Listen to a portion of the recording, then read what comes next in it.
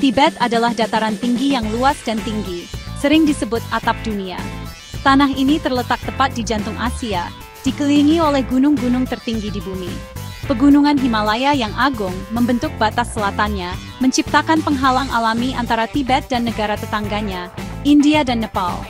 Ketinggian rata-rata dataran tinggi Tibet adalah lebih dari 4.500 meter, menjadikannya dataran tinggi tertinggi dan terbesar di dunia. Udaranya tipis, dan cuacanya bisa sangat keras. Lingkungan unik ini telah membentuk orang-orang Tibet dan cara hidup mereka selama berabad-abad. Pemandangan Tibet benar-benar menakjubkan. Ini adalah tanah dengan ruang terbuka lebar dan keindahan alam yang luar biasa.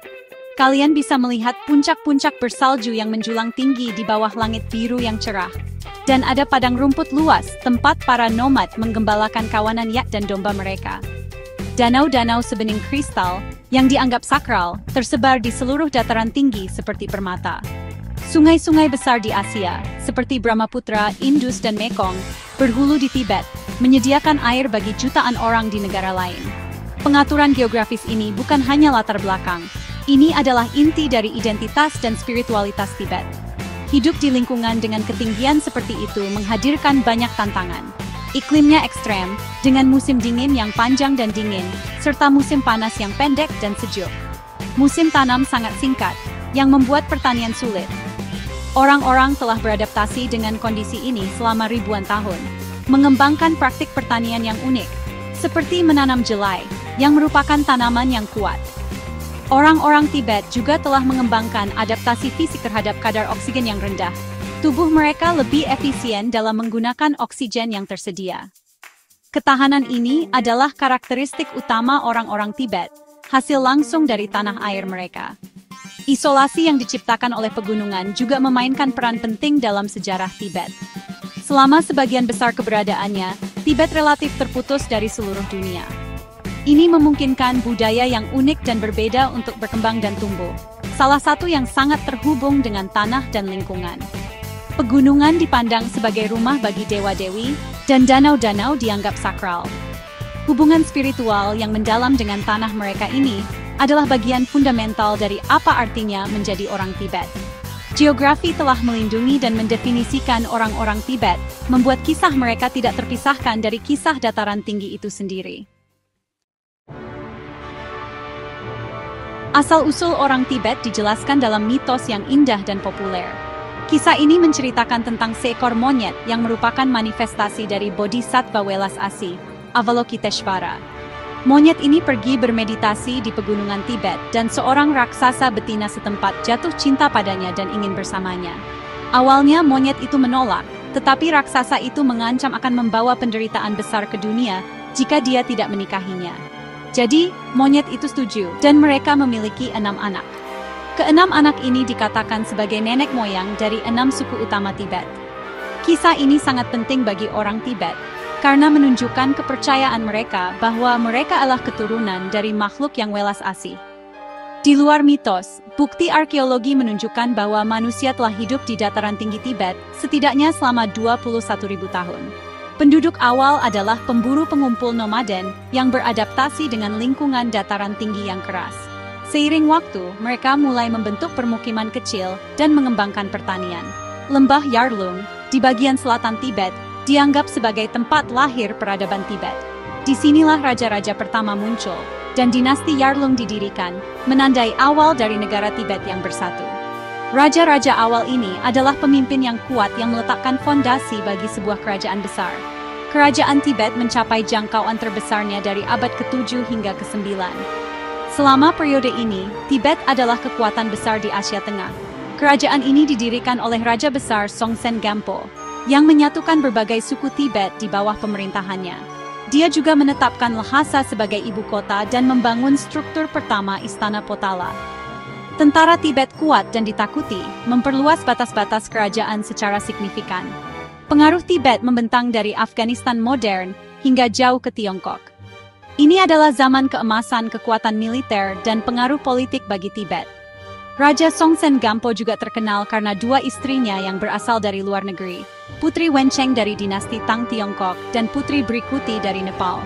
Kedua putri ini adalah penganut Buddha yang taat, Dan mereka dikreditkan telah membawa agama Buddha ke Tibet untuk pertama kalinya. Mereka membawa patung-patung suci, teks-teks dan sarjana agama bersama mereka, memperkenalkan kekuatan baru ke dalam masyarakat Tibet. Meskipun kerajaan itu akhirnya runtuh pada abad 9, benih-benih transformasi budaya dan spiritual telah ditanam. Warisan kerajaan awal ini menjadi dasar bagi semua yang akan datang.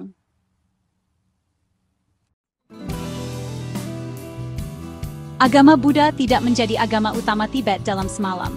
Setelah diperkenalkan pertama kali, agama ini sebenarnya menghadapi perlawanan dari agama Bon asli.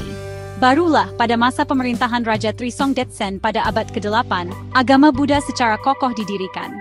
Dia mengundang guru-guru besar India, Shantarakshita dan Padmasambhava, ke Tibet. Padmasambhava, juga dikenal sebagai Guru Rinpoche, adalah tokoh yang sangat dihormati.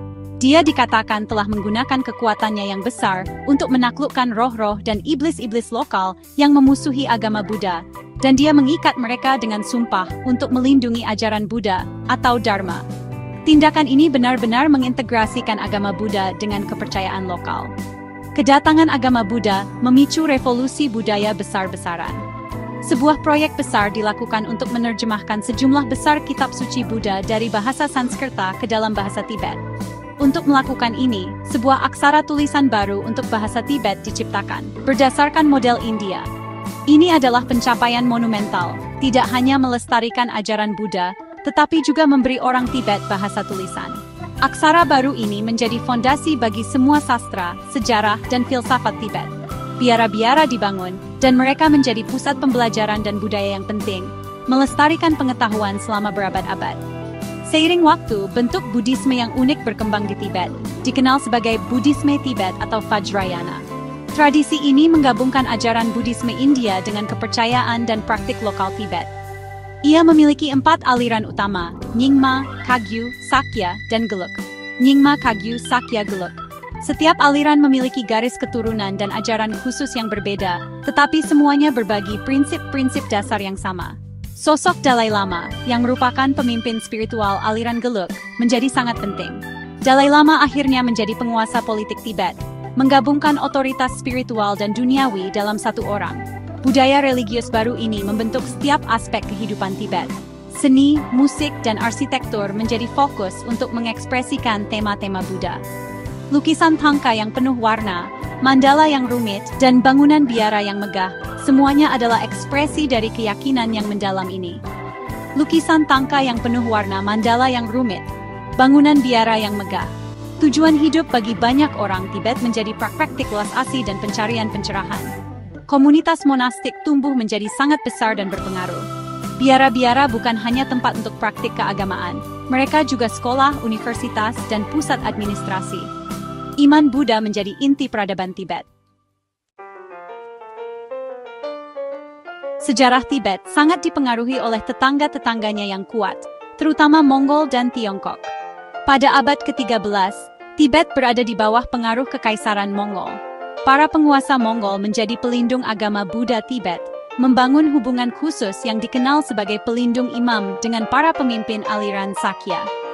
Lama Tibet akan menjadi pemandu spiritual bagi Kaisar Mongol, dan Kaisar akan memberikan perlindungan militer dan politik bagi Tibet. Pengaturan ini memungkinkan Tibet untuk mempertahankan tingkat otonomi yang tinggi. Kemudian, hubungan serupa berkembang dengan Kaisar Manchu dari dinasti Qing Tiongkok. Namun hubungan ini berubah secara dramatis pada abad ke-20. Setelah jatuhnya dinasti Qing pada tahun 1912, Tibet menyatakan kemerdekaannya dan berfungsi sebagai negara merdeka de facto selama hampir 4 dekade. Namun, situasi berubah setelah Partai Komunis Tiongkok berkuasa pada tahun 1949. Pada tahun 1950, Tentara Pembebasan Rakyat memasuki Tibet. Pada tahun 1951, Perjanjian 17 poin ditandatangani, yang menegaskan kedaulatan Tiongkok, tetapi berjanji untuk mempertahankan sistem politik dan kebebasan beragama yang ada. Ketegangan meningkat selama tahun-tahun berikutnya, menyebabkan pemberontakan besar di Lhasa pada tahun 1959. Pemberontakan tahun 1959 ditumpas, dan Dalai Lama ke-14 bersama puluhan ribu orang Tibet melarikan diri ke pengasingan di India. Peristiwa ini menandai titik balik utama dalam sejarah Tibet modern. Di pengasingan, Dalai Lama mendirikan pemerintahan di pengasingan di Dharamshala, India. Organisasi ini telah bekerja untuk merawat komunitas pengungsi dan melestarikan budaya dan agama Tibet di luar Tibet. Di dalam Tibet, masyarakat mengalami perubahan radikal di bawah pemerintahan Tiongkok.